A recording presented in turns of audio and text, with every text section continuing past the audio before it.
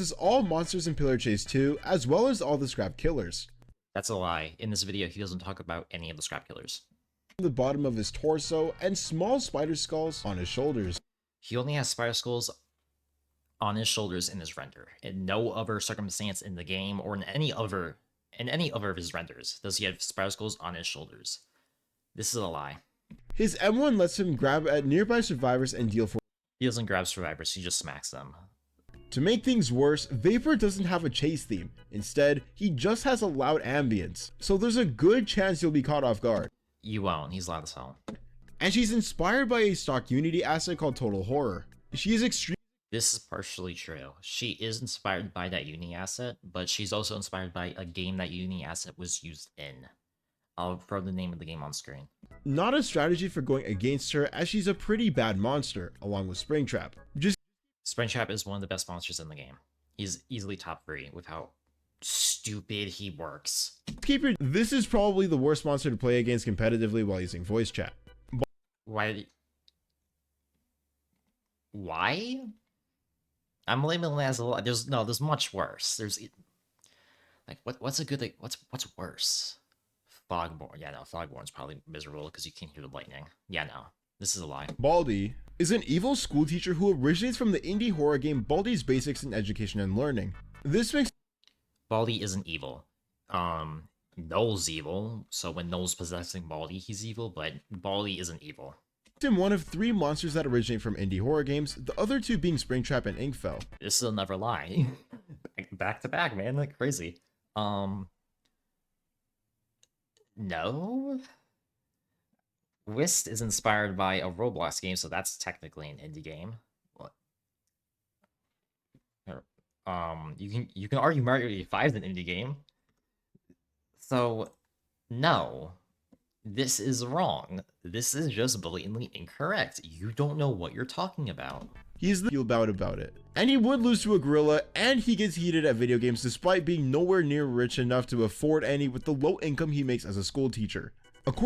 Stupid joke, and what's with the Baldi hate, bro? He's so beautiful. According to Blade, the creator of Pillar Chase 1 and 2, Baldi is beautiful, so beautiful that he quote-unquote slays in Dress to Impress. For the record, I am never saying that last part again. Ow. Well, Blade's right. Form. Pretty overpowered ability, and his cooldown is only 25 seconds. The ability is perfectly balanced. There's nothing wrong with Shapeshift. If his Foggy Stare ability is activated, and second, if he somehow gets up to 28 sprint speed. Bro misread it. Bro misread the wiki. It's actually insane. It doesn't activate if you reach 28 sprint speed. Dude's just an idiot. He can't read. While chase mode is activated, his stamina drain is reduced. His sprint speed changes to 28 if it wasn't already, and his running animation changes him to doing what? Crawling on all 4s? If I'm on a really dark map like Gilgamesh Holding Facility, I'm the last one left, less than 20 health left, I hit a dead end, and I turn around seeing this creature crawling on all 4s towards me, I'm alt F4ing. Very specific example, and this section right here kind of just tells you he hasn't played the game. He hasn't admitted to not playing the game, but it's clear just with this paragraph that he just said. He hasn't played the game. He doesn't know what he's talking about. He hasn't touched the game. He doesn't know what he's talking about. Strategy for surviving this creature: don't look directly at him. And if you hear whistling, weird way to word it, the way they counter Fogborn is just look straight down at the floor. I never heard someone say, oh yeah, just turn away from him. No, look at the floor. Or lightning, go in the opposite direction of wherever they're coming from. That's stupid. If you hear the lightning, you pre-run. That's what you do. This video's so stupid. Fogborn speed. His kill animation is him biting the survivor's neck, which is odd since he can't even close his mouth fully. Despite looking like that, he would never steal can. This is partially incorrect. He might be biting your neck. I don't know. I'm 99% sure he kills you with lightning. Could be wrong on that, but I did hear he kills you with lightning in his killing animation. That I would know because I don't play this killer. He's a creepypasta character based on the original Sonic EXE. Partially incorrect. This EXE is actually inspired by JC the Hyena's 2017 X. Most of you don't even know that character exists. EXE is inspired. I'm pretty sure his game is inspired by the original. Um, yeah, but no, his design and like entire like faker form is inspired by JC the Hyena's 2017X. This is incorrect. He costs 1,350 coins. In my opinion, PCX is 10 times cooler than EXE. This isn't PCX. This is Mama Tattletale. And I'm pretty sure this video is like AI. This is made by AI because there's zero way someone would mix up Sonic with Mama Tattletale. Zero way. And also, you saying PCX cooler than EXE is just incorrect. I'm putting 2 lights on counter. But PCX was taken down for copyright reasons, even though EXE is... That's incorrect. Never back to back. Blade took PCX out of the game to redesign him out of fear that Sega might do something. Sega didn't do anything. Literally 5th slowest monster in the game, even though he's literally Sonic. See why PCX is better? Let's never lie, PCX ain't better. And given to the much cooler, faster... This isn't PCX. Stronger you with too slow, you'll be alright. Probably. EXE is an entirely different entity from PCX, which explains why PCX is so much better. What's with the PCX glaze? You've never played the game. If you play the game, you would know PCX is terrible. I don't understand why he's glazing PCX so hard when he hasn't even touched the game. And he absolutely sucks as a monster in this game. This is just blatantly incorrect. He's easily top 3. He's really strong. He used to cost 1987 coins as a reference to the bite of 87, but the devs realized he is in no way worth that price, so he got hit with major deflation. He has a... That is partially incorrect. Yeah, he got the coin nerf, but all monsters did. It wasn't just... Was it just him? MX got the nerf too. What, I'm gonna label it as half a lie. I don't care.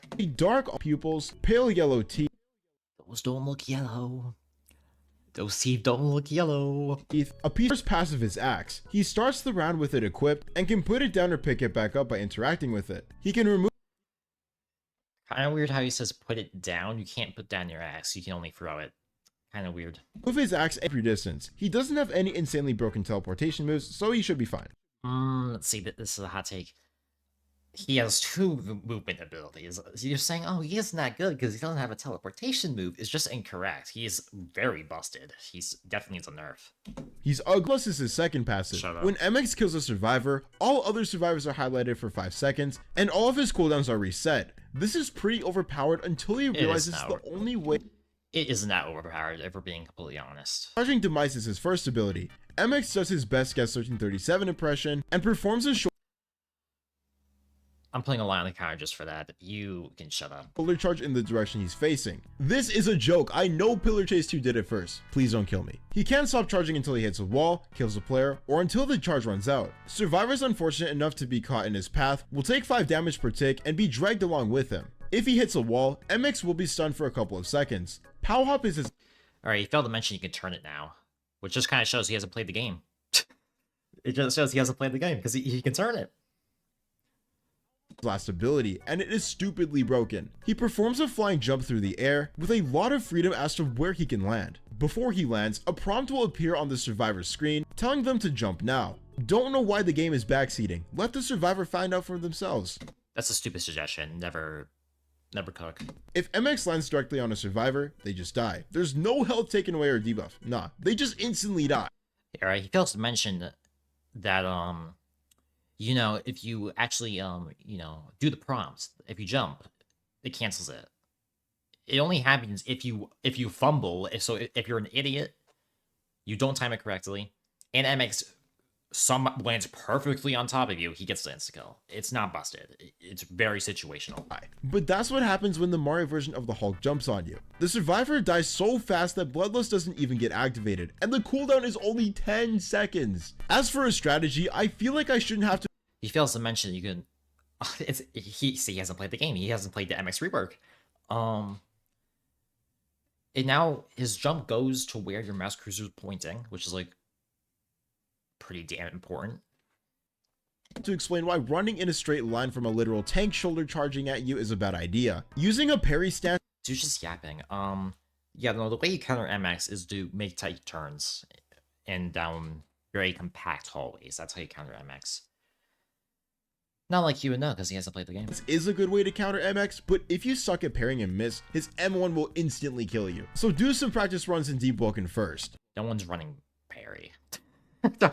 If you get cornered, try to reason with him. Nacho cheese is his favorite Dorito flavor. Just dinks. If you like this video, Yeah, no, we're not subscribing or liking. Make dislike it while you're at it, if I'm being honest. Yeah, so every problem with this video sucks.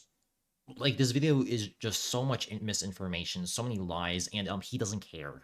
He has done this in the past. His content is just pure slop. There's no effort or love put into it. There are terrible Pillar Chase videos out there. I'm aware. There was the My Thoughts on Pillar Chase made by a noob, and that video was terrible. But at least that video had something interesting about it because it kind of showed the new player experience. This video is just lying and spreading misinformation.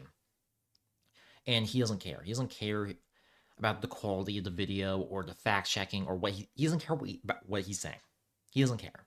He's making this for views and money and likes. Don't support this guy. Don't harass him. Even though I'm pretty sure this is just an AI. Don't harass this guy, of course, even though I think he's an idiot. Me from the future, after done editing this and all that, I actually missed one. I missed one lie. He said Vapor was an original creation, which he isn't. He's inspired by Vapor 2013?